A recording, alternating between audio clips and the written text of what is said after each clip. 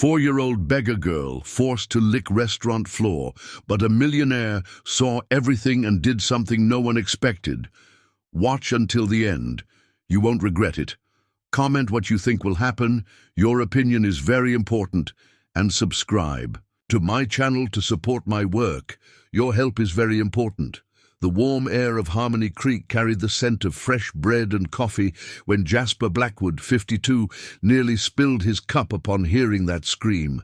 It was always at 3 in the afternoon, always with the same desperate intensity that made his chest tighten in a strange way. From the window of his luxury condo, he observed the weathered clapboard house across the street, its faded blue shutters contrasting with the modern elegance of his own residence. "Must be a kid's tantrum," he muttered to himself, adjusting his tie before trying to get back to work. As the owner of Blackwood Construction, one of the largest firms in the region, he was used to solving complex problems, but he preferred to stay away from other people's dramas, especially after 5 years living alone since he lost Eleanor on that rainy night. He tried to forget. Across the street, inside the clapboard house, Willow cowered in the corner of the kitchen. At 4 years old, she couldn't understand why her Aunt Bernice hated her so much. The 38-year-old woman held a metal spoon heated on the stove, her eyes bloodshot from the beer fixed on the girl who trembled before her. "You're a blight on this house," Bernice hissed, her voice slurred by the beer she'd been drinking since noon at Mickey's bar. "Because of you, my sister is gone. Because of you, I lost everything." The spoon came down hard on Willow's small arm, leaving a red mark that would join the other scars.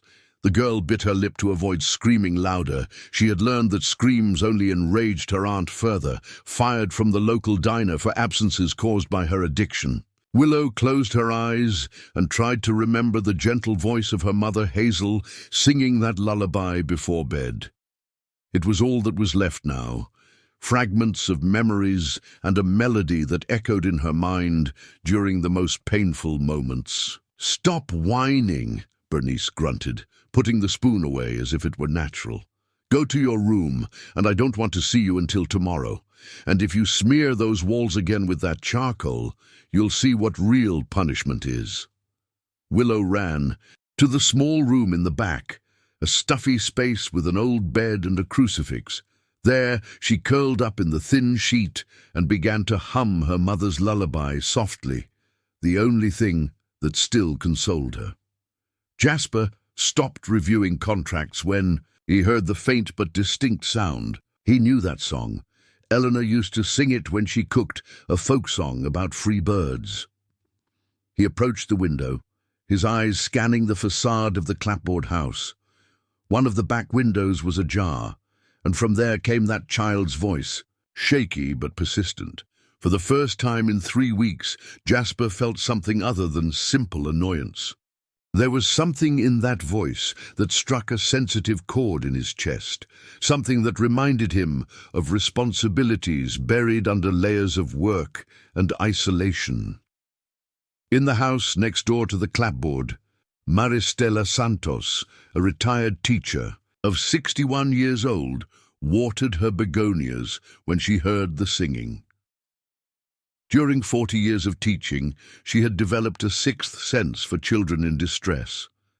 That voice carried a pain that made her heart clench. Maristela watched the windows of the Santoses' house, a family she had known for decades.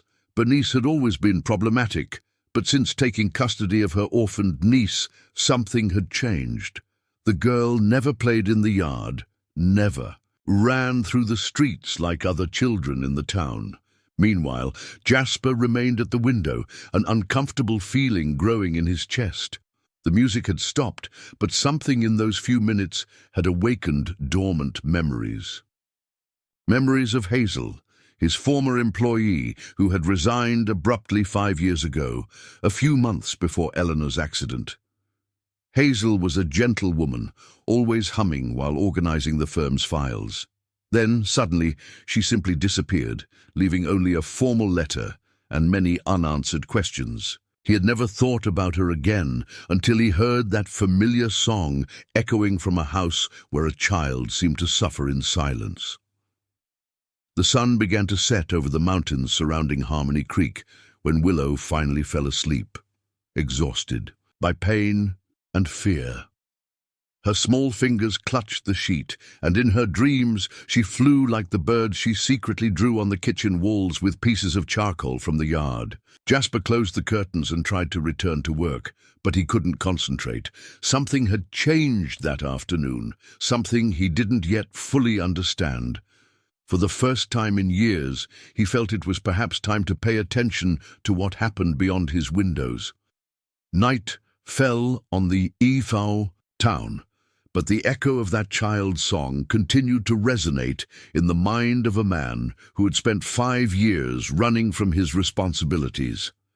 The next morning brought the aroma of fresh bread from local bakeries and the typical hustle of Harmony. Creek waking up, Maristella put on her best floral dress and carefully combed her grey hair. There was something in that child's voice that wouldn't leave her alone, an echo of hopelessness that she recognized from her years as an educator. At 9 o'clock, she knocked on the door of the Clappard house. The sound echoed through the silent interior until shuffling footsteps approached. Bernice opened with a swollen face and bloodshot eyes, suffering the effects of the previous night's binge. "Good morning, Bernice," Maristella said with her gentlest smile. "I came to pay a courtesy visit. It's been so long since we've had a proper chat." Bernice hesitated, running a hand through her disheveled hair.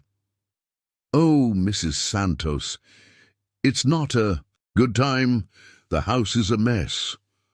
"Nonsense, dear. We've been neighbors for so long." Maristella took a step forward, forcing Bernice to back away. "And I'd love to meet your niece. I heard she's an adorable girl." Bernice's face hardened before forcing a weak smile. "Willow is sick, high fever.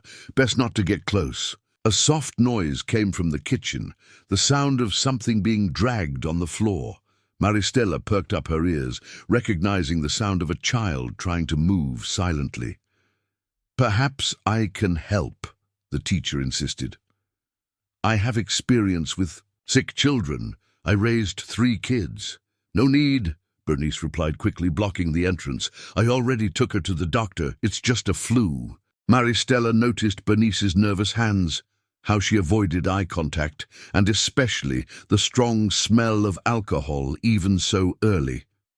All the signs she had learned to recognize during decades dealing with troubled families. Across the street, Jasper watched the scene while drinking coffee. He had woken up earlier, disturbed by confusing dreams, where a child's voice mingled with memories of Hazel. When he saw Maristella at the door of the Clappard house, a strange curiosity washed over him. The teacher finally said goodbye to Bernice, but not without casting an investigative glance into the house. There was something deeply wrong there, and her experience told her that a child was suffering. Inside the house, Bernice locked the door, forcefully, and went to the kitchen, where she found Willow crouched behind the table, trying to hide. The girl had tried to reach a glass of water from the sink, but her height did not allow it, and she had knocked over a chair in the process. "Didn't I tell you to stay in your room?" Bernice snarled, her irritation intensified by the hangover and the unexpected visit. "I was thirsty, Aunt Bernice," Willow murmured, her big eyes fixed on the floor. "Thirsty?" Bernice laughed bitterly. "You want water? Then go get it in the yard. And since you like making so much noise, you can stay out there until I decide you can come in." Willow went out to the small backyard, a space surrounded by high fences and dominated by a single apple tree. There, she sat on the ground and began to draw with a piece of charcoal that she had found near the stove. They were always birds, small, large, some flying, others perched on imaginary branches. Each stroke represented her dream of freedom, of flying away from that house where pain was a constant companion. The hours passed slowly. Bernice had locked the back door, leaving Willow in the yard under the strong midday sun.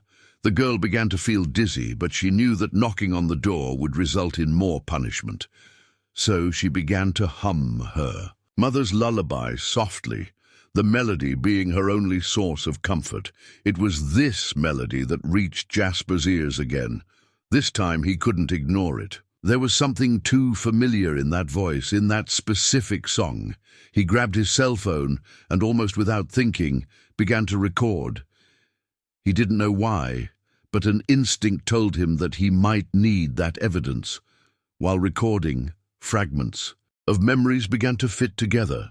Hazel hummed that same song while she worked. Hazel, who had been an exemplary employee until she disappeared abruptly. Hazel, who always spoke fondly about her little daughter, a girl named Willow, Jasper murmured, the cell phone trembling in his hands. Hazel's daughter was named Willow.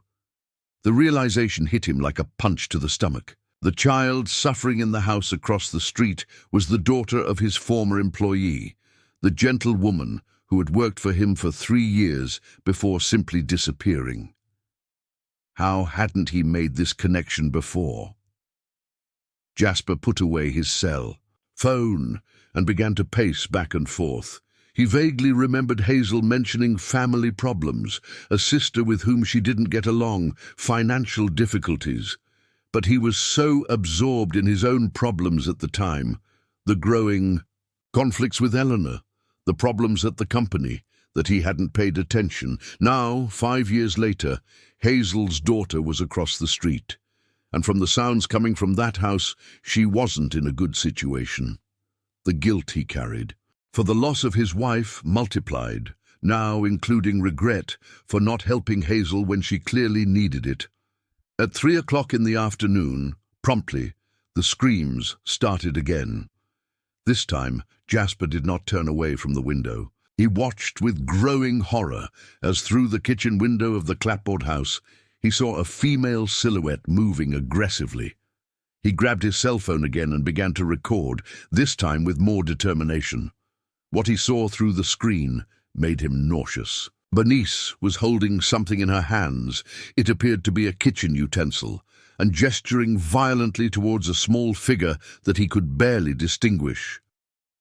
Willow's screams echoed through the afternoon, and this time Jasper couldn't pretend they were just childhood tantrums.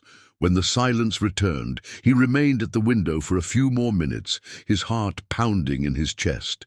He had just witnessed something that would change everything. The question now was, what would he do with this information? That night, Willow slept on the floor of the yard, where Bernice had left her as punishment for making too much noise during the afternoon. The girl curled up in her own t-shirt and looked at the stars through the branches of the apple tree. In her 4-year-old mind, she made a silent wish to her mother that someone, anyone, would take her out of that place of pain. 3 days had passed since Jasper discovered the child's identity, and guilt consumed him like a slow fire. During those days, he had systematically documented the episodes of violence, always at 3 in the afternoon, always with the same methodical brutality. His collection of videos and audios grew, but his courage to act remained paralyzed by the same cowardice that haunted him since the night he lost Eleanor.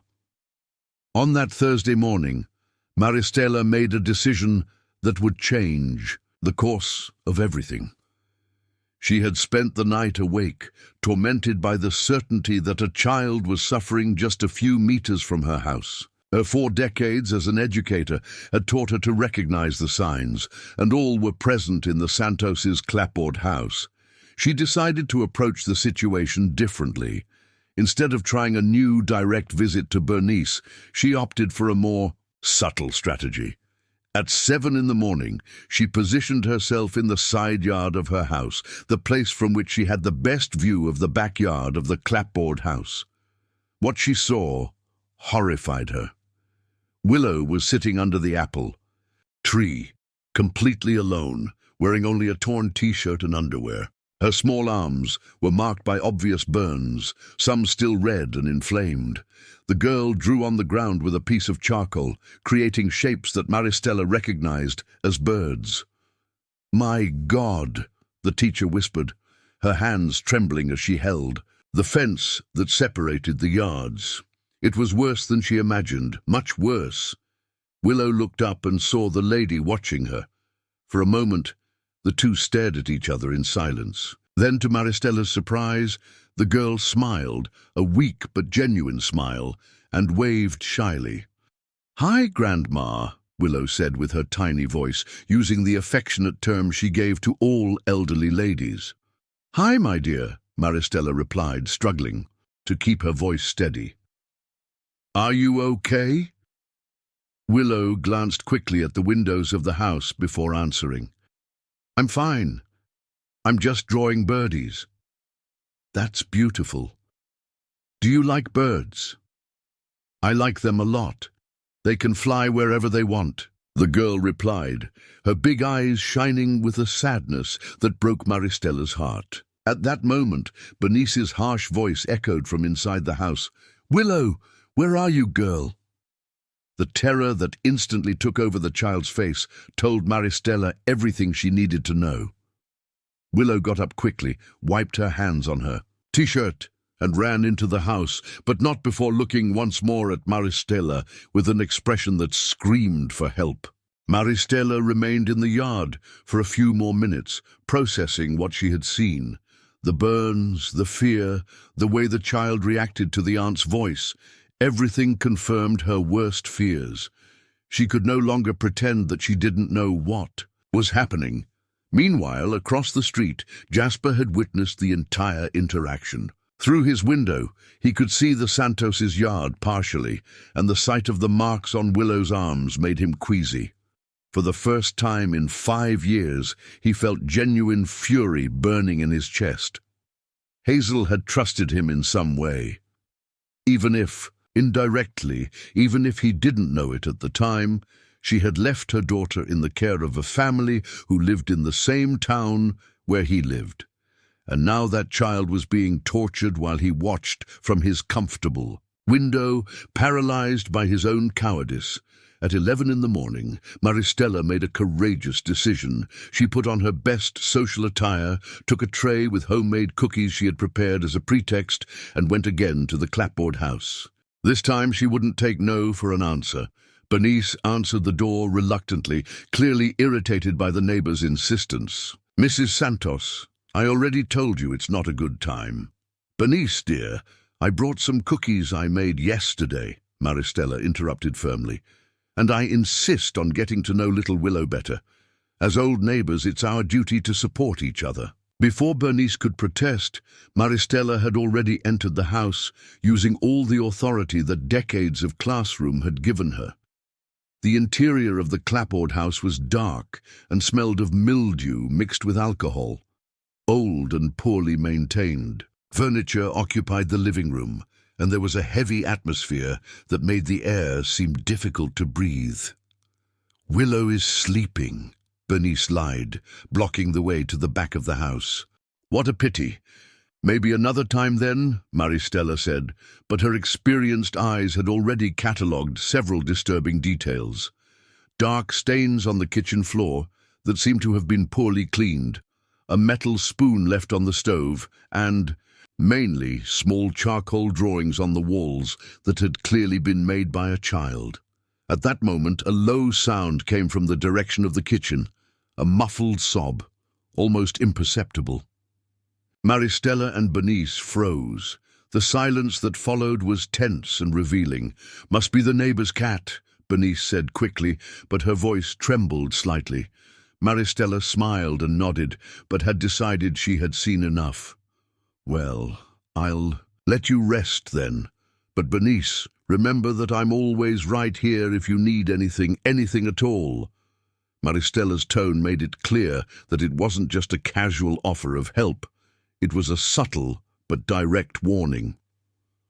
After the teacher left, Bernice locked the door forcefully and went to the kitchen, where she found Willow curled up behind the stove, trying to hide. The girl had cried upon hearing Maristella's gentle voice, remembering the kindness she had once known. "You were making noise," Bernice accused, her eyes already gleaming with the familiar fury. "No, Aunt Bernice, I didn't make noise," Willow protested, but her small voice sounded weak even to her. Bernice picked up the metal spoon that was on the stove and put it directly in the flame. Willow recognized the ritual and began to tremble. She knew what was coming next. "You want to get attention, don't you?"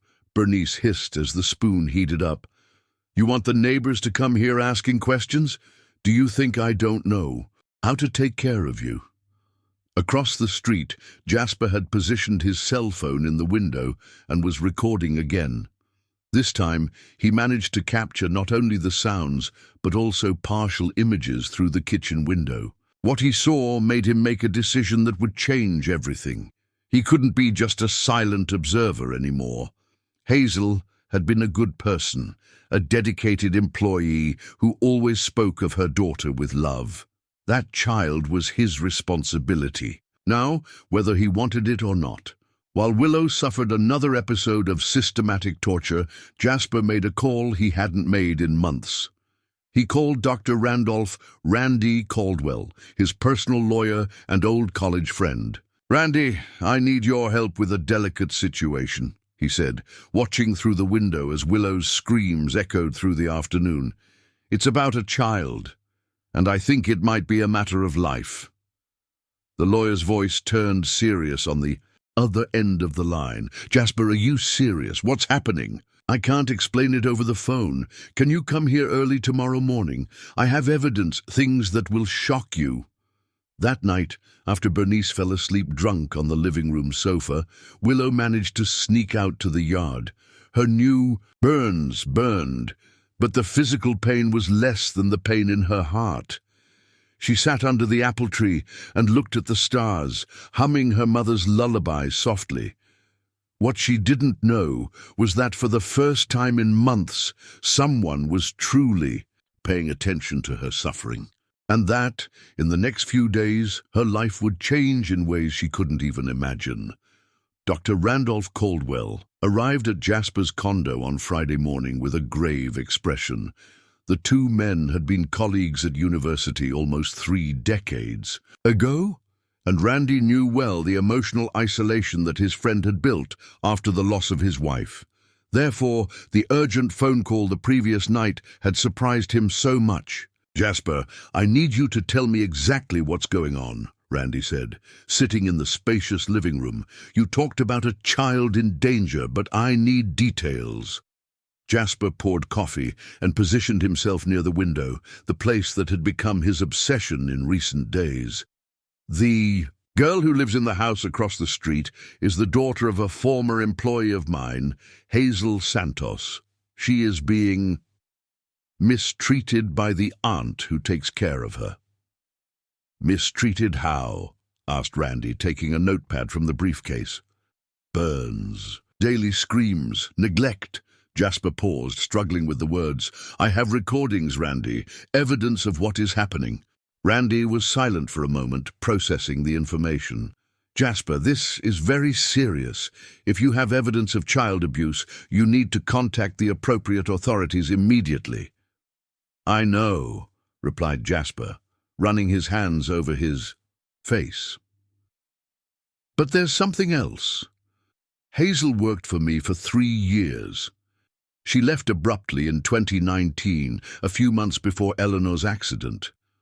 I never understood why, but now you feel responsible," Randy completed, understanding the emotional complexity of the situation. Jasper nodded. "If I had paid more attention at the time, maybe I could have helped. Maybe Hazel wouldn't have needed to leave her daughter with this woman." At that moment, the familiar sound of screams echoed from the house across the street, even though it was only 9 in the morning. Both men turned to the window, and Randy could see the expression of anguish on his friend's face. "Does this happen every day?" he asked, horrified. "At 3 in the afternoon, religiously, but sometimes also at other times," Jasper replied, picking up his cell phone. "Do you want to see the recordings?" Randy watched the videos in growing silence, his face paling with each scene. As a lawyer specializing in family law, he had seen many cases of child abuse, but something in the systematization of that violence disturbed him deeply. "Jasper, we can't wait any longer. I need you to give me all these recordings today. I'm going to contact Child Protective Services and the District Attorney's Office. This child needs to be removed from this house immediately."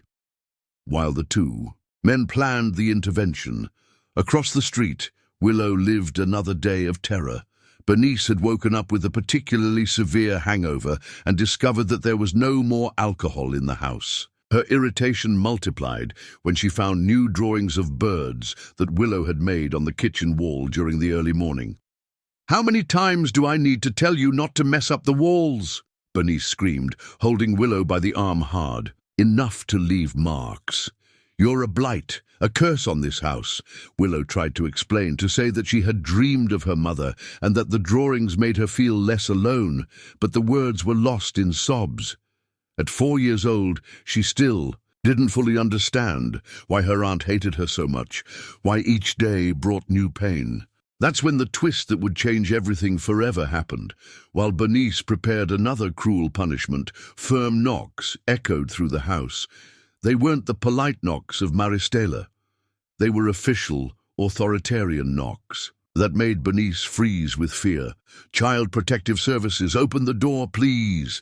Bernice dropped Willow and ran to the living room, panic taking over her face. Through the window, she could see not only employees of the council, but also Maristela, and to her surprise, Jasper Blackwood, alongside a man in a suit who was clearly a lawyer. "No, it can't be," she murmured, her hands trembling as she tried to quickly tidy up the messy house. Willow hid behind the kitchen door, not understanding what was happening, but feeling that something important was about to change. Her small heart beat fast as she heard unknown voices from outside. "Mrs. Bernice Santos," said a firm female voice when the door finally opened. "I'm Brenda Hill from Child Protective Services. We have received reports of mistreatment of the minor Willow Santos, who is under your guardianship." "Reports? What reports? Who dared?" Bernice tried to protest, but her voice came out slurred by alcohol and nervousness. "We have substantial evidence," Randy interjected, showing a folder. "Recordings, witnesses, and preliminary medical reports based on observations. The child will be removed from this house immediately." It was at that moment that the biggest twist of all was revealed. When Brenda entered the house, followed by Maristela and Jasper, and they found Willow curled up in the kitchen, the girl looked at Jasper with her big, scared eyes, and something impossible happened. "Uncle Jas," Willow whispered, her small voice cutting through the tense silence of the room. Everyone stopped, shocked. Jasper felt as if the world had stopped spinning. "How do you know my name?" he asked, crouching down to the girl's height. "Mommy always talked about Uncle Jas," Willow replied, still scared but with a glimmer of recognition. "She said you were nice, that you took care of her at work. She had a picture of you in our old house." Tears began to run down Jasper's face as he realized the devastating truth. Hazel had spoken of him to her daughter during all those years. She had kept his memory alive in the child's mind, even after having to leave her job abruptly. And now he understood why she had left so suddenly. She had probably discovered about the pregnancy, or faced some crisis that forced her to seek help from her family.